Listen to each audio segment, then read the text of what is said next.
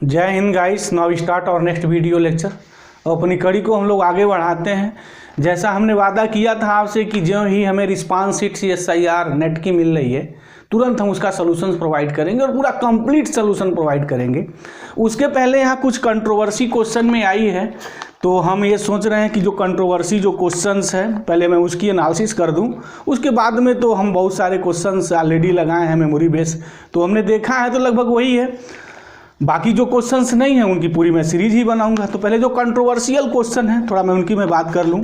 जैसे एक यहाँ कंट्रोवर्शियल क्वेश्चंस की बात आ रही है, ये जो क्वेश्चन आईडी है 534 है 534।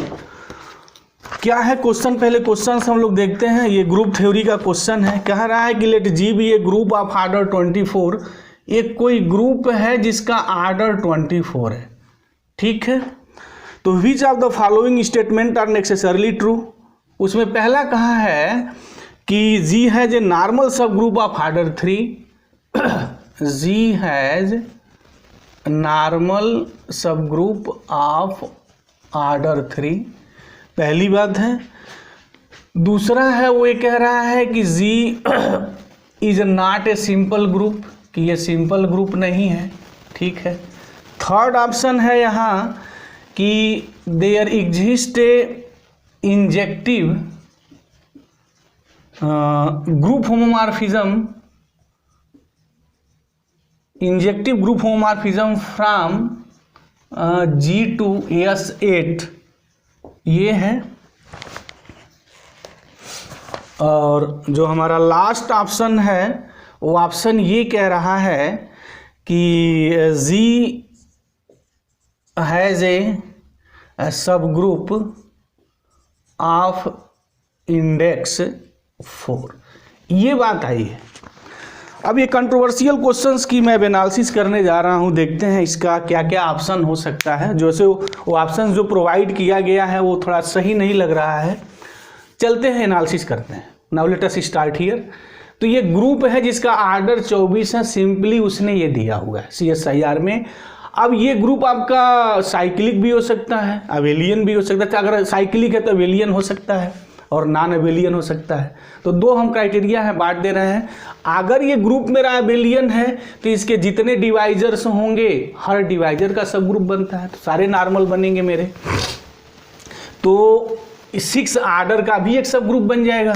क्यों बन जाएगा? क्योंकि आर्डर ऑफ जी को अगर मैं प्राइम फैक्टराइजेशन कर दूं तो 2⁻³ इंटू 3⁻3, तो इसमें 6 भी आएगा जो आर्डर ऑफ जी को डिवाइड करेगा, तो डेफिनेटली वो बन सकता है हमारा जी एज सब ग्रुप ऑफ इंडेक्स 4 हो सकता है। लेकिन ये कोई ज़रूरी है क्या कि जी अवेलियन हो? यहाँ तो ऐसा तो कुछ बात नहीं कही है कि जी अवेलियन है कि नॉन अवेलियन है। अब अवेलियन हो, नॉन अवेलियन हो, साइक्लिक हो, सबके लिए कंडीशंस होल्ड करनी चाहिए, राइट। तो चलते हैं। कह रहा है कि जी है जो normal subgroup of order 3, ऐसा है क्या? तो जो हमारा सीलो जो थ्योरम कहता है उसके लिए क्या बात है भाई, 1 + 3 के डिवाइड्स 8। अब देखते हैं के की क्या क्या वैल्यू हो सकती है। के को अगर मैं 0 लिखूं तो 1/8 डेफिनेटली ट्रू है। 1 पे करेगा क्या के = अगर मैं 1 लिखूं यहाँ तो यस के 1 पे 4 हो जाएगा, और हमारा जो 4 है वो डेफिनेटली 8 को डिवाइड करेगा, 100% डिवाइड करेगा। उसके अलावा उसका कोई नंबर नहीं होगा जो इसको डिवाइड करेगा। मतलब हम 3 लिखे हैं, 4 लिखे हैं तो संभव ही नहीं है। तो अगर k = 0 है सिंपली, तो हमारा यूनिक सब ग्रुप बनेगा जिसका आर्डर मेरा 3 होगा, और 3 आर्डर जो बनेगा तो मेरा वो नॉर्मल हो जाएगा। जी as a normal subgroup of order 3, definitely ये बात हो जाएगी। दूसरी बात है कि अगर k = 1 हुआ तो फिर हमारे जो सब ग्रुपों की संख्या होगी वो 4 हो जाएगी, जिनके आर्डर मेरे कितने होंगे 3 आर्डर के, मतलब order of H1, order of H2, order of H3, order of H4। K1 लिखने पे 4 आ रहा है, तो इनके जो आर्डर होंगे वो 3 हो जाएंगे, मतलब 4 आर्डर का हमारा सब ग्रुप एग्जिस्ट करेगा। तो एक कोई जरूरत, तो हम ये बात दावे के साथ यहाँ नहीं कह सकते हैं कि नॉर्मल हो भी सकता है, नहीं भी हो सकता है। सीलो थ्योरम तो ये कहता है कि अगर वो सब ग्रुप यूनिक है, मतलब k = 0 के लिए मिलता है तो वो यूनिक होता है। अगर k इज इक्वल टू 0 के लिए कोई सब ग्रुप मिलता है तो पक्का नॉर्मल होता है, लेकिन अगर k 0 नहीं, अगर उसके अलावा भी मिलता है तो भी सकता है, नहीं भी हो सकता है। तो ये बात मैं दावे के साथ नहीं कह सकता हूँ, हो भी सकता है, नहीं भी हो सकता है। अब इसके बाद आता है कि G is not a simple group. S अगर किसी भी ग्रुप का आर्डर हम 2n लिखें जहाँ हमारा जो n है अगर वो आड नंबर है तो डेफिनेटली हमारा ये सिंपल नहीं हो सकता है।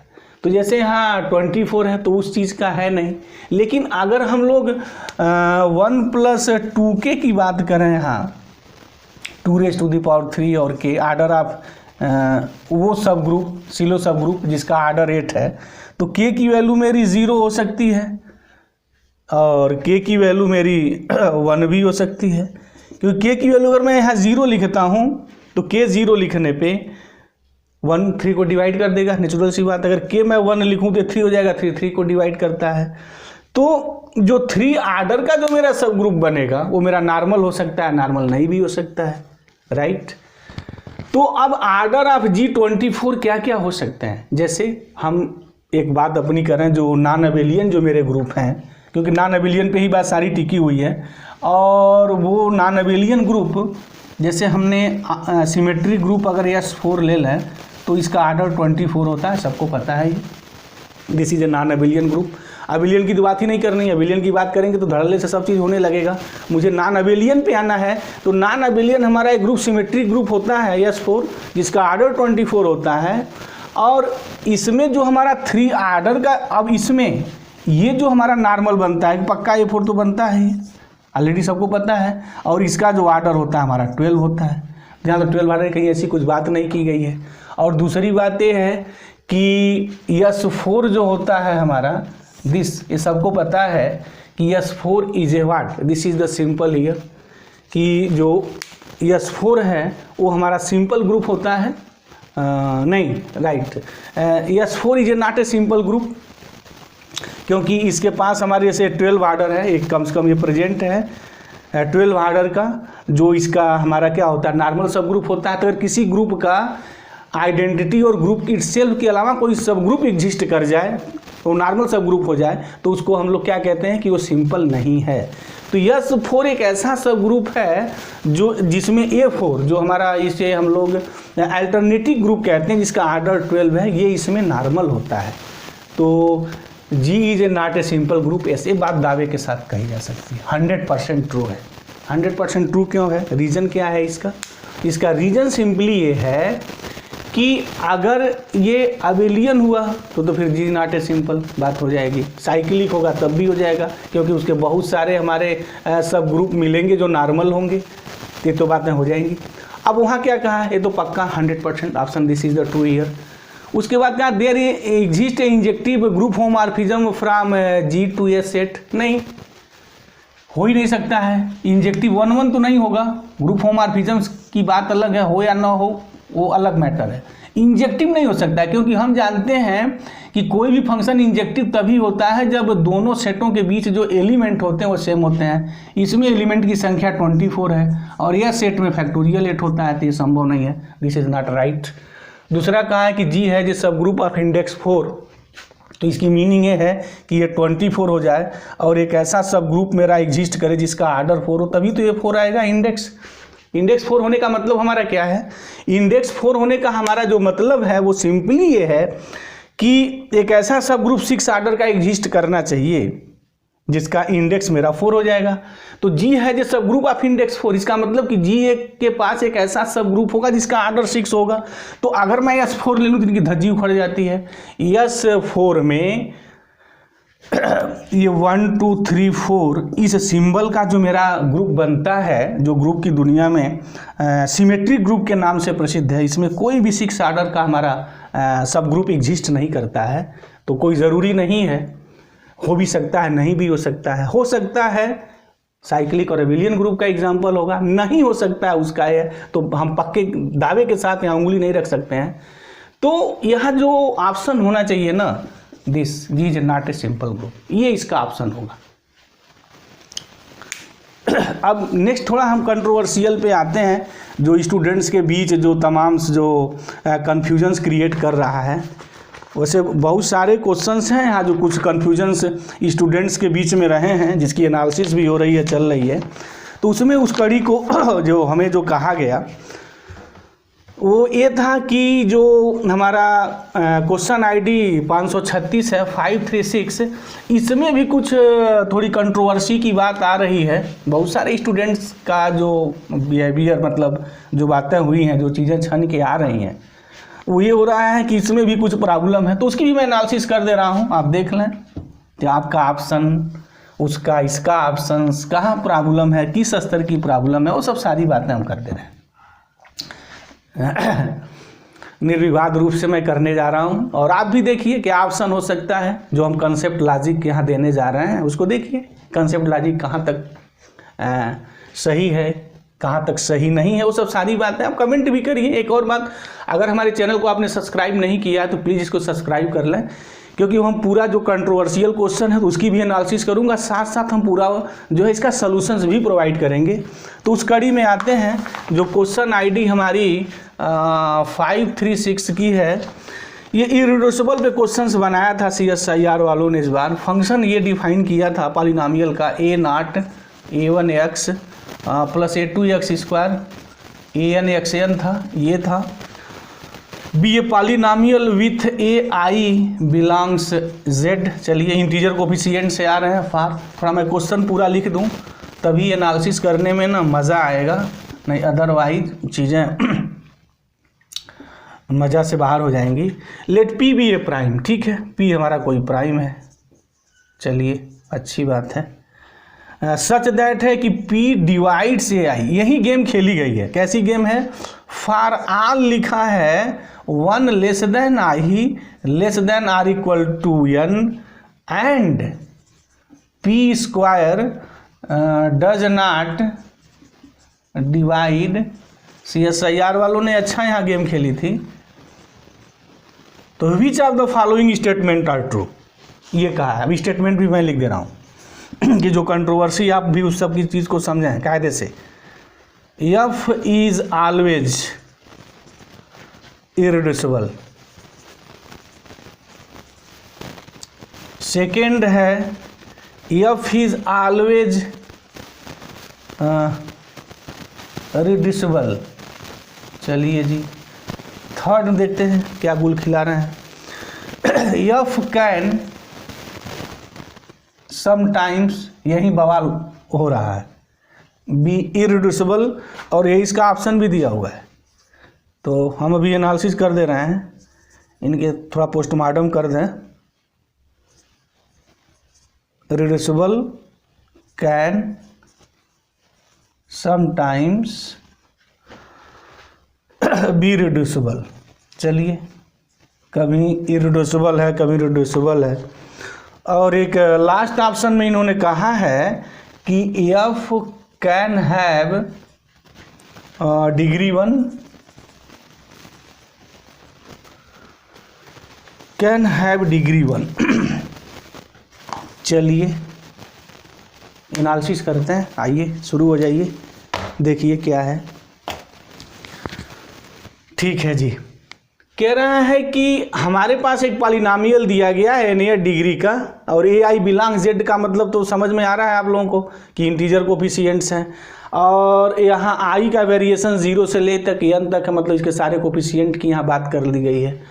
अब जो यहाँ मेन जो बात हुई है ना P बी ए प्राइम, ठीक है, ये भी बात सही है, आ जाइए, यहाँ हुई है। ये जो रहस्य छुपा है ना, वो एक्चुअल में अगर हम आपसे कहें तो यहाँ छुपा हुआ है। CSIR वालों ने बहुत अच्छी गेम खेली है यहाँ, बहुत बढ़िया, बड़ी ज़बरदस्त गेम है ये ध्यान दीजिएगा यहाँ कैसा क्वेश्चंस को ट्विस्ट किया गया है, और यही बवाल हो रहा है।